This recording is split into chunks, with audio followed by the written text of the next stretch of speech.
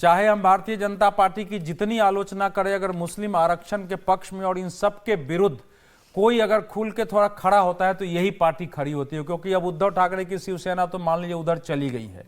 तो ले दे के राजनीति में जो लोग ये मानते हैं कि ये डेमोग्राफी चेंज और ये खतरनाक खेल हो रहा है, हालांकि मैं बता दूं, मैं अनेक मुसलमानों से मिलता हूं, इस देश में राष्ट्रवादी मुसलमान भी हैं जो इसको स्वीकार नहीं करते हैं, लेकिन उनकी ताकत अपने ही समाज में खत्म कर दी गई है, क्योंकि पॉलिटिकल पार्टियां, सभी पार्टियां उन्हीं को आगे बढ़ाती है। अब यह संगठन जिसको धक्का मार के निकालना चाहिए, अगर ऐसी हिम्मत कर रहा है कि इस देश में इस निंदा कानून बना, तो पड़ा ही नहीं है। उसमें कहा है कि पैगंबर साहब पर बोलने वालों को बैन लगाने के लिए कानून, हम लोग पैगंबर साहब का सम्मान करेंगे, लेकिन हमारे देश में इस निंदा कानून नहीं हो सकता है। कोई विष्णु भगवान को, शंकराचार्य को गाली देता है, हम कहां चिट्ठी लिख दी गई है विपक्ष की तरफ से, हम आपको आपकी मांगे मानेंगे। पुलिस में भर्ती करनी ही पड़ेगी इनको, पुलिस की भर्ती में प्राथमिकता दी जाए। उसमें लिखा हुआ है कि पुलिस की भर्ती में हमारे लोग होने चाहिए। जो 17 आप मांग देखेंगे, आरएसएस पर ही बैन लगवा देंगे कि बैन इन पर होना चाहिए। पहले तो इसकी जांच करो कि इसमें जो मुफ्ती हैं, मौलवी है, मैं तो गृह मंत्री से मांग करूंगा कि इस देश में सर्वे की बजाय देश के जितने बड़े बड़े इंक्लूडिंग देवबंद जैसे मदरसे हैं, उनके प्रमुखों की, मौलवियों की, सबकी एक बार जो है विदेश यात्राओं को चेक करना चाहिए। 10 साल में कहां कहां गए हैं। ये जब कुर्बानी होती है तो सारे पश्चिम बंगाल क्यों जाके बैठे रहते हैं, उसकी जांच होनी चाहिए। इनकी संपत्ति इतनी कैसे बढ़ी है, कहां कहां है, यही मेन है। अगर तो ये मुद्दा बने चुनाव में, तो चीजें हो जाएंगी। मुद्दा बने चुनाव तो में, बीजेपी बनाएगी ना चुनाव में। सवाल है कि पार्टी वो है जो शिवसेना है, वो बनाएगी ना। समीर जी। सर, अब लोकसभा चुनाव को ज्यादा समय नहीं हुआ है। कांग्रेस का घोषणा पत्र क्या था? प्रधानमंत्री मोदी को कहना पड़ा था ना कि मुस्लिम लीग का घोषणा पत्र है। घोषणा पत्र में कांग्रेस जिस तरीके से मुस्लिम तुष्टीकरण की कोशिश की थी, तो जो तय था कि महाविकास अघाड़ी को तो समर्थन मिलने ही वाला है मुस्लिम कम्युनिटी का। अगर वो ये नहीं भी लिख के देते कि हम आपकी शर्त मांगेंगे, तब भी मुसलमानों के पास रास्ता क्या है?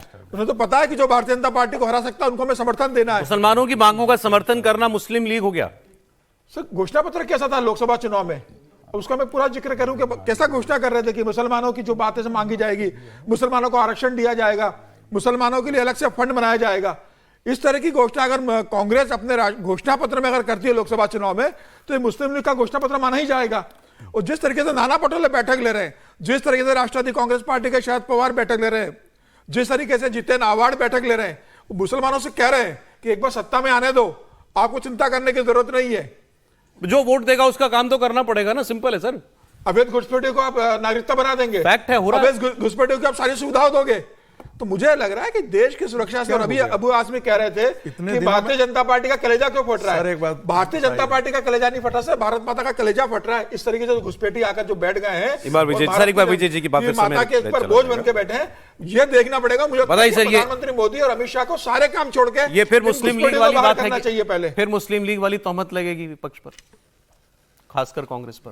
देखिए, जो लोग उलेमा वाले लोग, एक तो मेरे को संगठन की कोई बहुत ताकत, मुझे तो नहीं पता कितनी ताकत है, मेरे हिसाब से तो बहुत वो एक रिजेक्टेड जैसा ऑर्गेनाइजेशन है, जब बहुत सारे लोग अपने बैनर पर बना लेते हैं। लेकिन पहले आपके साथ किया था ना discussion, all India Muslim personal law board ने बकायदा कहा था शरद पवार जी को, हमें 25 सीटें बताई हैं, यहाँ मुस्लिम आबादी ज्यादा है, यहाँ मुस्लिम उम्मीदवार दे दो। और मान लीजिए ये मजबूत संगठन भी है, तो भी वो मांग करे तो इसमें क्या आपत्ति है। लेकिन जो लोग मान रहे हैं, हम उस पर सवाल नहीं कर रहे ना, सवाल उनसे कीजिए कि जो लोग उनके साथ खड़े हैं या उनकी जो गैर वाजिब मांगे, बहुत सारी वाजिब मांगे भी होंगी, बहुत सारी गैर वाजिब मांगे भी होंगी। ऐसा नहीं है ना कि आप कोई भी मांग होगी उसको आप मुस्लिम लीग कह देंगे, तो बहुत सारी मांगे होंगी जिन पर बात करेंगे। तो लेकिन सवाल तो उन लोगों के साथ करें जो उनके साथ खड़े हैं या उनकी गैर वाजिब मांगों को मान रहे हैं। कोई भी मांग तो कोई भी कर सकता है ना, किसी भी तरह की मांग करेगा, महाविकास अघाड़ी से सवाल करें। हाँ, और जैसे आपने कहा अमित शाह जी का भी मैंने भाषण सुना, ये जो अभी आपने चलाया है, उससे क्या निकलता है? ये क्या जो अभी आपने TIS की जो रिपोर्ट दिखाई है उसका जवाब है? वो तो होम मिनिस्टर है, वही सबसे जिम्मेदार मंत्री है इस सरकार में। घुसपैठियों पर वो अगर बोल रहे होते, बल्कि मैं कहता हूँ इसका नुकसान होगा। जो वो कह रहे हैं कि मुसलमानों को आरक्षण नहीं देगी सरकार, नहीं दे, वो नीति में उसमें मुझे परेशानी है, लेकिन वो तो उनको कॉन्सेंट्रेट करेगा पूरे के पूरे मुस्लिम वोट को भारतीय जनता पार्टी के खिलाफ खड़े। मुझे लगता है सर वो वहां तो क्लैरिटी है, ये हमारे खिलाफ ही है, वो तो वोट जिहाद क्यों कहते हो। जो लड़ाई आपको लड़नी है होम मिनिस्टर के तौर पे, ये घुसपैठियों, रोहिंग्या जिस पर लगातार बात हो रही है, उस पर आप कौन सी लड़ाई लड़ रहे हैं? और दूसरी बात, औपचारिकता पर देखिए आप, तो मैं देख रहा था माइनॉरिटी अफेयर्स मिनिस्ट्री का बजट जो है ना 5 गुना बढ़ गया यूपीए सरकार से मोदी सरकार तक आते आते। और 3,125 करोड़ रुपए है इस समय। जो पार्टी अल्पसंख्यक मंत्रालय को खत्म करने की मांग करती है, जिसका एक आइडिया ये था कि ये मंत्रालय की जरूरत नहीं है, क्योंकि हम सब एक लोग हैं, सारी सरकार के जो काम हो रहे हैं सबके लिए हो रहे हैं ना, अल्पसंख्यक मंत्रालय में अल्पसंख्यकों के लिए अलग से नहीं हो रहा। अल्पसंख्यक आयोग को खत्म करने की घोषणा भारतीय जनसंघ के मैनिफेस्टो का हिस्सा होता था, लेकिन अभी 3,124 और भारतीय जनता पार्टी ने 1980 में भी इसमें एक बात जो मुख्तार अब्बास नकवी ने कहा था उस समय जब वो अल्पसंख्यक मामलों के मंत्री थे, उन्होंने इस बात का जिक्र किया था कि जो बजट बढ़ रहा है वो किसी मुस्लिम का नहीं है, उसमें और भी अल्पसंख्यक है, सिख समुदाय है, उसके अंदर जैन समुदाय है, बाकी लोग भी और रखा जा रहा है।